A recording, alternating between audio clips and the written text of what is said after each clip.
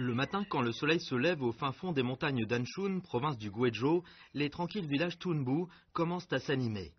Comment ces villages sont perdus dans la région montagneuse reculée au sud-ouest du pays depuis plus de 600 ans, les habitants qui vivent ici sont méconnus du monde extérieur. Le 10e jour de chaque mois, selon le calendrier lunaire, c'est la grande foire de Tunbu. Quand on voit des femmes habillées de vêtements multicolores marcher dans la rue, on pense qu'elles sont de l'ethnie minoritaire. Mais pour ce villageois Tunbu, artisan de sucreries au sésame, elles sont des Han à 100%. Or, quand on essaie de les entendre, les Han ne les comprennent pas du tout. Si ces femmes étaient de vrais Han, pourquoi aurait-elle une si grande différence avec les Han?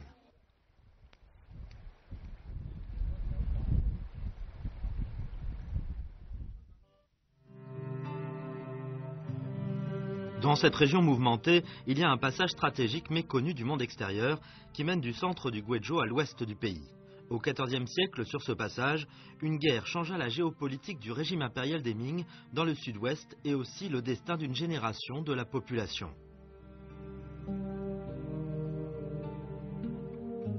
Aujourd'hui, on ne voit plus de traces de la guerre sur ce passage. La fumée de la guerre de l'époque fut dissipée. Ce qui reste sont les villages de Tunbu, baptisés des noms avec Wei, Suo, Trun et Ti.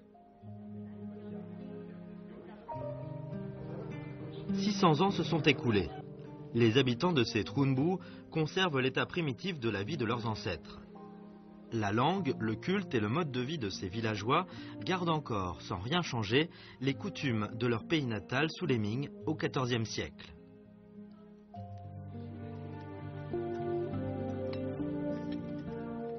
Dans l'histoire, le Guizhou releva des 3 provinces voisines que sont Rouguang, Sichuan et Yunnan, qui le considérèrent sans exception comme région reculée et l'abandonnèrent aux grands et petits Tutsis locaux. Ces derniers héritèrent leurs titres de génération en génération, d'où vinrent alors ces habitants Tunbu. 贵州建了一个贵州卫，在云南有一个卫，在云南的这个卫其实就是在今天的威宁跟云南交界的这个地方，元的时候就有了，元朝就建的。再一个在四川，它是三族嘛，就形成对这个中心的对这个三角地带的一个控制。但是贵州在此之前，在第一次征南战争之前，它主要是沿住的少数民族。 居住在这个地方。 Quand on pénètre dans les montagnes du centre du Guizhou, on voit des villages de style antique bien ordonnés, disséminés à travers les montagnes. À la différence des villages Miao et Bouyi sur les montagnes, ces Tunbu étaient construits de façon concentrée. Ce Yunshan Trun était autrefois un village antique prospère sur les plans commercial et urbain, où habitaient bon nombre d'habitants Miao. Cependant, ce n'est pas un village Miao, mais un ancien camp militaire. Quand on pénètre à l'intérieur du village Yunshan Trun, les enceintes construites à l'aide de grosses pierres des 2 côtés de l'entrée relient les 2 montagnes, formant ainsi une défense extrêmement solide.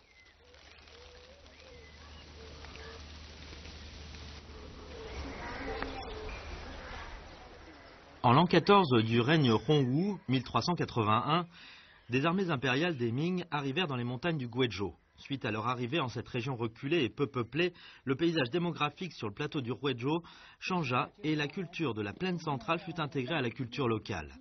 Dans ce village, des personnes âgées nous apprennent qu'on trouve au moins des gens ordinaires de 5 provinces. La vie des tribus primitives ne peut être retrouvée que dans les mémoires de ces vieux habitants.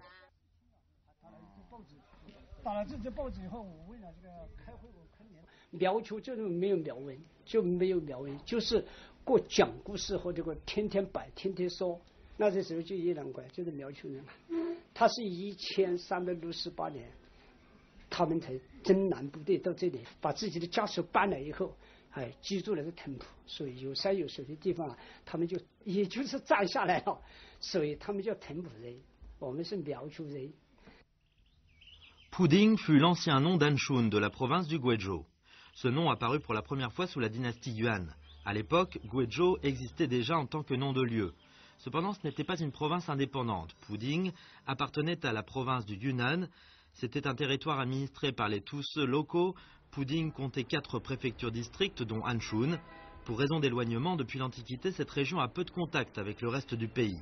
En l'an 14 du règne de Hongwu, une expédition de 200 000 hommes fut dépêchée de Jiangnan à destination d'Anshun.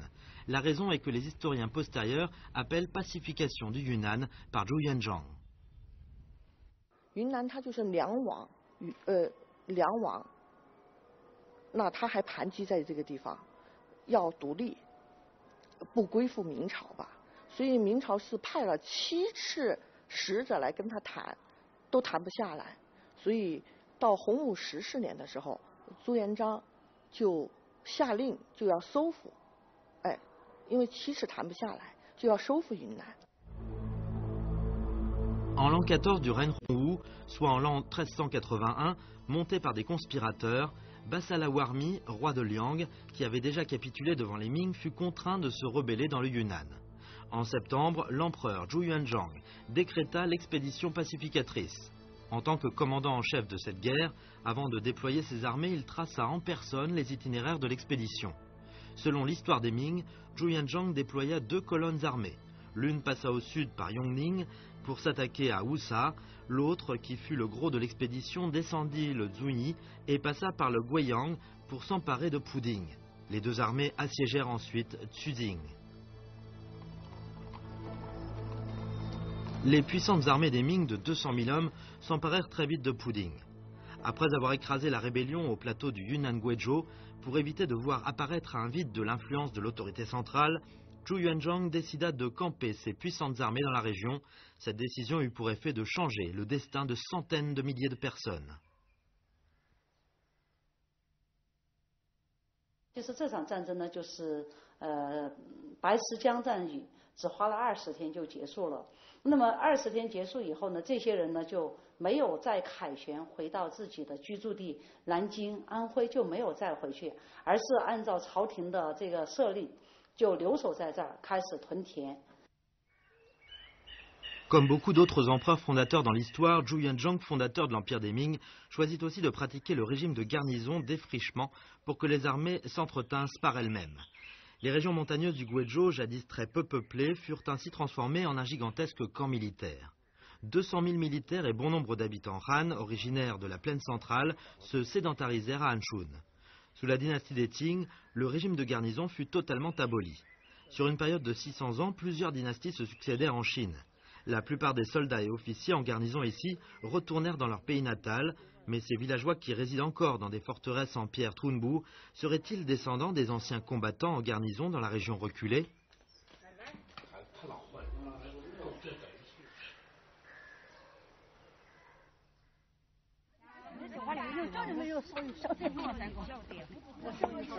L'ordre de l'empereur Zhu Yuanzhang fit que 200 000 combattants des armées des Ming campèrent au Guizhou et construisirent bon nombre de garnisons.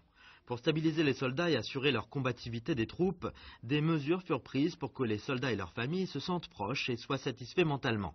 Ainsi, les désertions purent être évitées. La législation des Ming stipula que les combattants réguliers et appelés durent y emmener leurs familles. Les célibataires se virent accorder des femmes par la cour impériale. Cette action militaire fut baptisée « Mobilisation du Nord pour expédition au Sud ».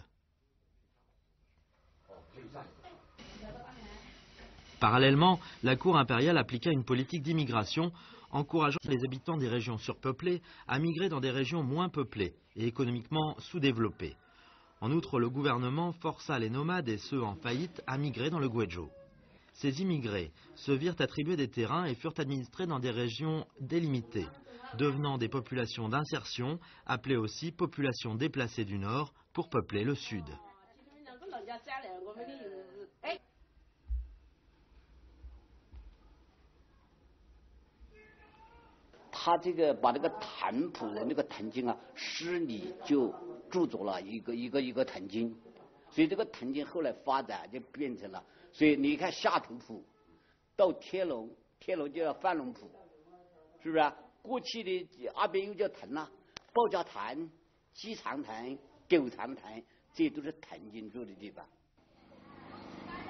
Le vieil homme dit, dès leur débarquement au Guizhou, ses ancêtres ne quittèrent plus ces anciens camps militaires Tunbu au fin fond des montagnes. Ces camps furent des pions que Zhu Yuanzhang jeta il y a 600 ans. Sous le règne Hongwu des Ming, comme la vaste Anshun fut peu peuplée, la cour impériale y installa ici le fort Pingba.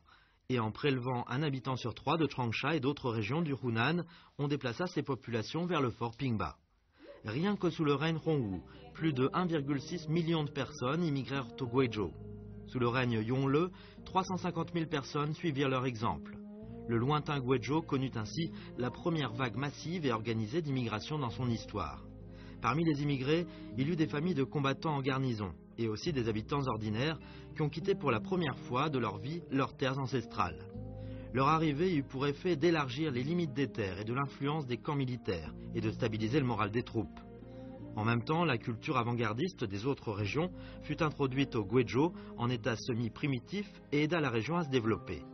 Les immigrés originaires de la plaine centrale et du sud du Yangtze devinrent le corps de la population de Trunbu. Yao Xiaoying, écrivain qui étudie depuis de longues années la culture Trunbu, nous apprend que la sédentarisation des immigrés au XIVe siècle paraît être interprétée comme une mission historique de l'époque.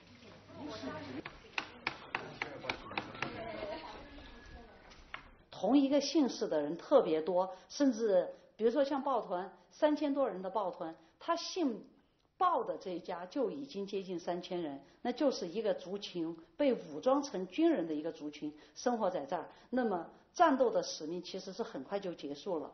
后来更长的这个岁月呢，是留在这个地方，屯田、蓄边，然后呢，好好的生产。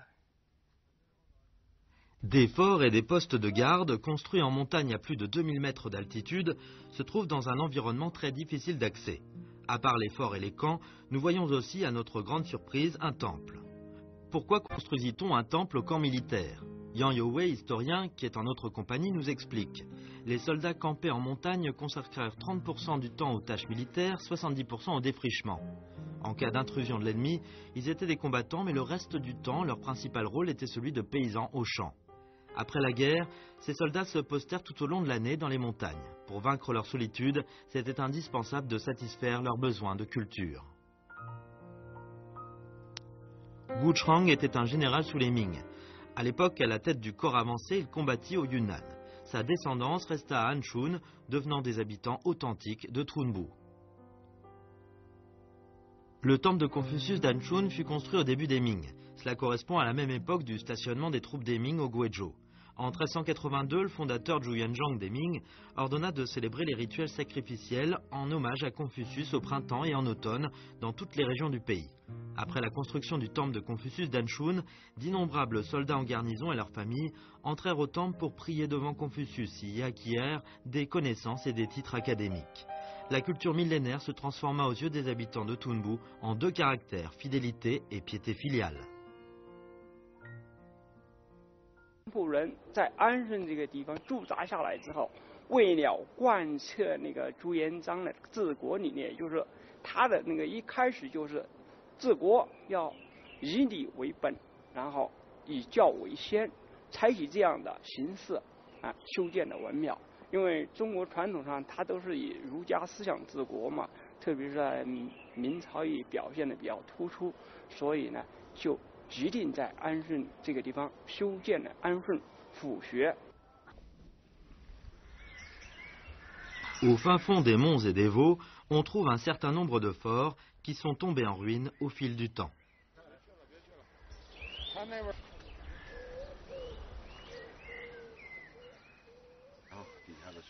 Yang Youwei dit qu'à l'époque, sur ce passage stratégique menant au Yunnan, il y avait sur chaque montagne un camp de l'armée des Ming où étaient stationnés des soldats bien équipés. Ces signes, qui paraissent être un langage codé, seraient laissés par l'armée des Ming. Sur la montagne, nous remarquons une cave à eau bien conservée. Le vieil homme nous apprend que bien remplie, cette cave permet de couvrir les besoins en eau pour une compagnie de soldats pendant un peu moins d'1 mois.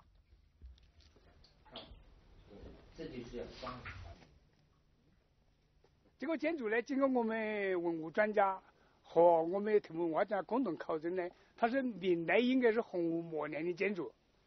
这个在这里还发现了明代的瓷器，像陈焕年制的瓷器，以及砚台、骨壁，还有兵器，就是矛头，还有这些兵器。 Sur ordre, 200 000 soldats restèrent au Guizhou.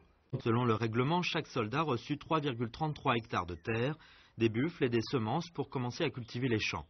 Pour assurer la sécurité du camp, ils se regroupèrent pour habiter le même endroit. Des passages et des dispositifs secrets ont été aménagés sur les enceintes des forts.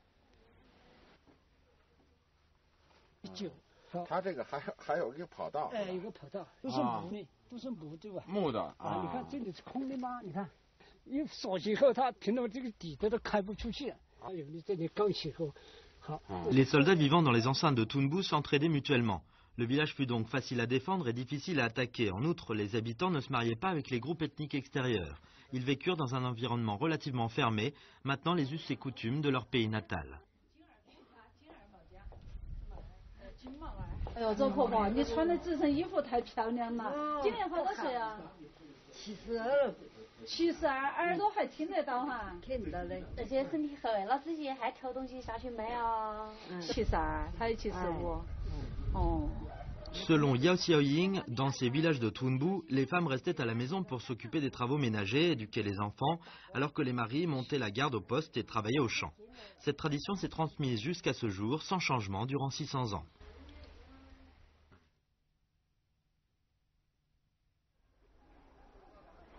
« 600 ans se sont écoulés.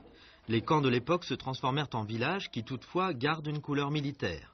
Les maisons du village, bâties en pierre, communiquent entre elles, rappelant aux habitants que les maîtres des lieux étaient jadis des soldats en garnison en région frontalière.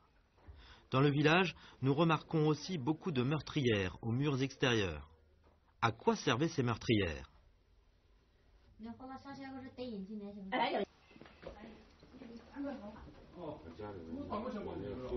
这墙上的一些射击孔，它是有规律的还是没有规律的？这样是老百姓他在建造房子时随意的设置的，还是？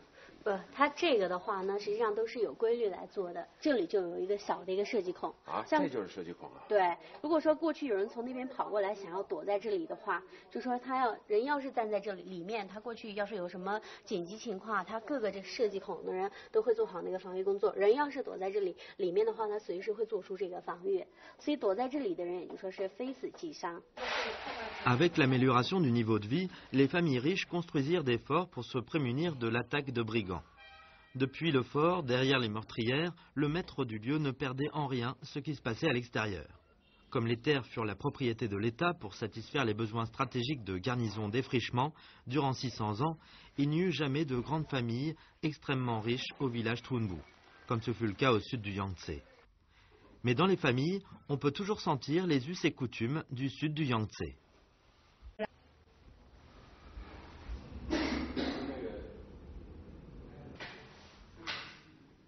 我们家是自种自吃的走自耕农，自耕种农，不是在20年真的属于土地出租啊，这个富农啊，地主啊，的就是高一级了，自个买得这个能领导这个地主席些，领导的好的地图方向的，全部家都好过了嘛。 La vieille dame dit qu'elle a 72 ans aujourd'hui. Son grand rêve est de sortir du village pour voir la plaine à perte de vue.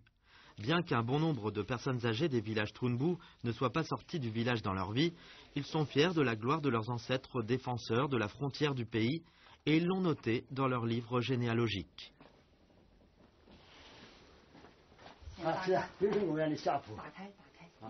这是民国19年啊，我们属于20代生，但是现在已经有25代生。首任云南食品州知州。 Ce livre généalogique retrace le parcours des ancêtres des Bao et reflète aussi l'évolution de la famille et les péripéties vécues avec la sédentarisation au Guizhou. La vieille dame nous apprend que presque toutes les familles ont leur livre généalogique. Leurs ancêtres étaient originaires d'où? Qu'ont-ils fait? Tout a été noté dans le livre généalogique. 屯埔人他来的时候是大规模的进来，那么进来以后呢，他带的有他的自己的一个社会系统和文化系统，而他的这样一个社会系统和文化系统，在制度的这样一个保障下呢，在安顺的、在贵州的这样一个地理环境当中、治安环境当中，那么不断的适应，不断的和地方进行融合，那么这样的一个过程呢，使他们能够生存到现在。 Les habitants de Tounbou, sédentarisés dans les montagnes, décidèrent particulièrement de changer leur destin par l'étude. Le propriétaire de cette demeure a perdu son mari à l'âge de 40 ans. Elle a élevé ses 3 enfants toute seule, tout en cultivant la terre, et elle a réussi finalement à envoyer 2 fils à l'académie militaire Huangpu et à l'université Yanqing. Appelés sous les drapeaux, ses ancêtres quittèrent le sud du Yangtze pour s'installer au Guizhou. 600 ans se sont écoulés. En tant que descendants du sud du Yangtze, ils sont toujours nostalgiques de leur terre ancestrale. 因为我们是江南人，我们的祖先是南京人，因为我们正式发源地在在河南浔阳，所以我们那个还叫浔阳堂上，就是我们的祖先正式就是郑国春秋战国时候的郑国，所以皇帝赐姓是我们的祖宗郑桓公姓郑，也是姬姓呢，所以就叫郑氏了。 Le village Baotrun, au fin fond des montagnes, dans ce paysage de champs à perte de vue, nous rappelle la région du sud du Yangtze. Ces travaux hydrauliques furent entrepris il y a 600 ans par les ancêtres de Trunbu. 10 barrages furent jetés sur la rivière. Ils permirent aux habitants locaux de mener une vie aisée, malgré la menace de sécheresse et d'inondation.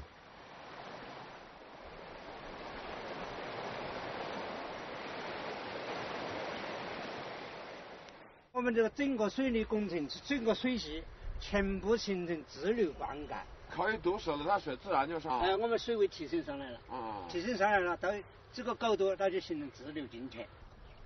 Selon les villageois de Baotrun, leurs ancêtres transférèrent les travaux hydrauliques du sud du Yangtze au Guizhou et y amenèrent aussi une méthode de culture qui permit d'accroître sensiblement le rendement. Cette performance est unique dans la province. Jusqu'à ce jour, ces travaux hydrauliques font toujours la preuve de leur efficacité. 造洪水时候，俺江边的水在互相的话呢碰撞，减少这个压力，然后再往下面的话呢，再往下面吸后，现在这到把它设计的时候，话呢很科学，500多年了，这到把的话没有夸它。 En amont, profitant ingénieusement du cours d'eau, les habitants de Trunbu construisirent ce moulin à eau.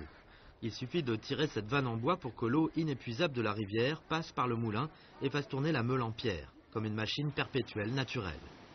Pendant que les paddies du riz sont décortiqués ici, de même que la meule, l'intelligence et la diligence des habitants de Trunbu traversèrent 600 ans. Un moulin à eau nourrit réellement les hommes de tout un village et leur rêve d'une vie aisée. Il permit aux bénéficiaires de se souvenir de leurs ancêtres, également d'être toujours nostalgiques de leur pays natal.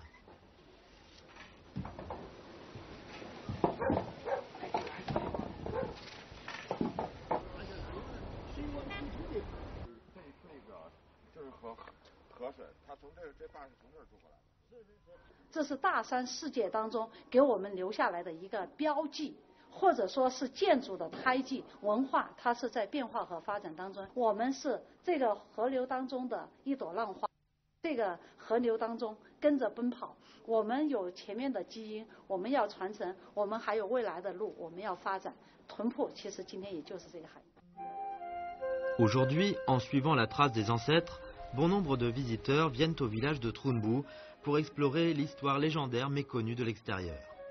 En jetant un regard rétrospectif, quand des centaines de milliers de soldats des Ming partirent du sud du Yangtze pour les fins fonds des montagnes au centre de Guizhou, ils auraient peut-être pensé qu'ils ne retourneraient plus au pays natal et que leurs descendants défendraient aussi la région frontalière de l'empire des Ming. Seulement, ils n'auraient peut-être pu imaginer que leur séjour durerait 600 ans.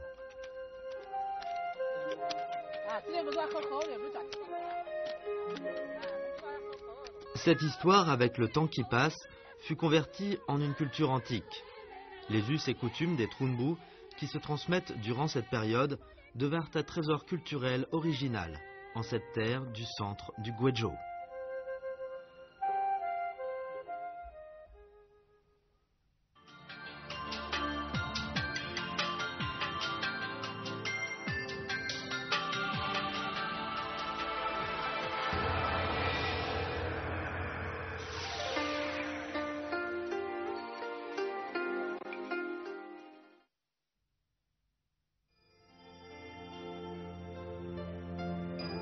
Ce bol jataï semble des plus ordinaires aux yeux des non-initiés. Mais l'artiste dessine prestement sur l'embryon, de quelques coups de pinceau, les contours des fleurs de thé et de fourche, et cela en l'espace de moins d'une minute. Pourtant, la rusticité de ces fleurs d'apparence simple donnent des sources d'inspiration inépuisables aux artistes modernes de Tingdejian dans leur création de porcelaine. Des bols Jathai aux bouteilles de raisin, le grand artiste Qin Xiling expérimente ses innovations en porcelaine à motif indigo.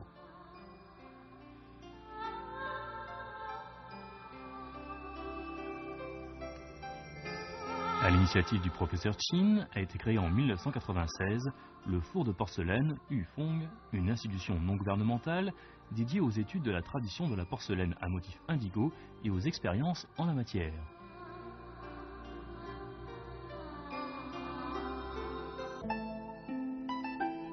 Le four de porcelaine Yufeng conserve les styles naturels et sobres de cette porcelaine, ainsi que la douceur de sa couleur, la simplicité de ses lignes et son attachement aux nuances spatiales. Mais il y intègre aussi des éléments du temps moderne. De par les pièces produites à Yufeng, on peut constater que cette porcelaine se présente sous une couleur d'émail blanche, qui ressemblerait à celle de jade. Sur le plan plastique, l'esthétique moderne est dominante dans le choix des formes. Et ces profils tordus ou irréguliers dégagent le goût de nos contemporains pour la vie.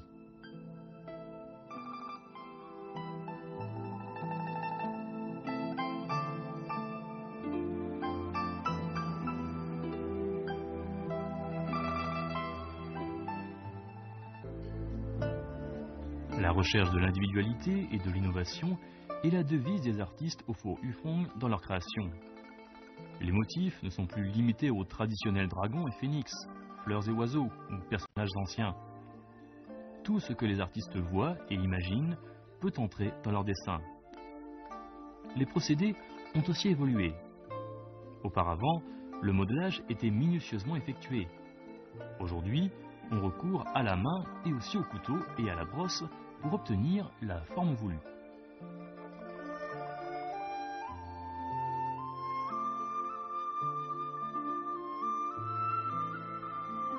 Qiu Han a été l'un des cofondateurs du four Yufeng. Les motifs paysagistes sur ces pièces de porcelaine recherchent les effets de rudesse et de concision. On voit bien que quand il peint, il manipule son pinceau comme bon lui semble, qu'il s'agisse de monts, de rochers, de nuages ou de rivières à exécuter.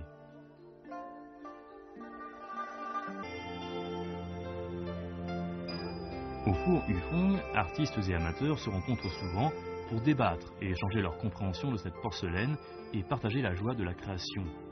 Cette atmosphère d'ouverture a pour effet de conférer une plus grande diversité de styles et de nouvelles sources d'inspiration aux créations dans cette institution.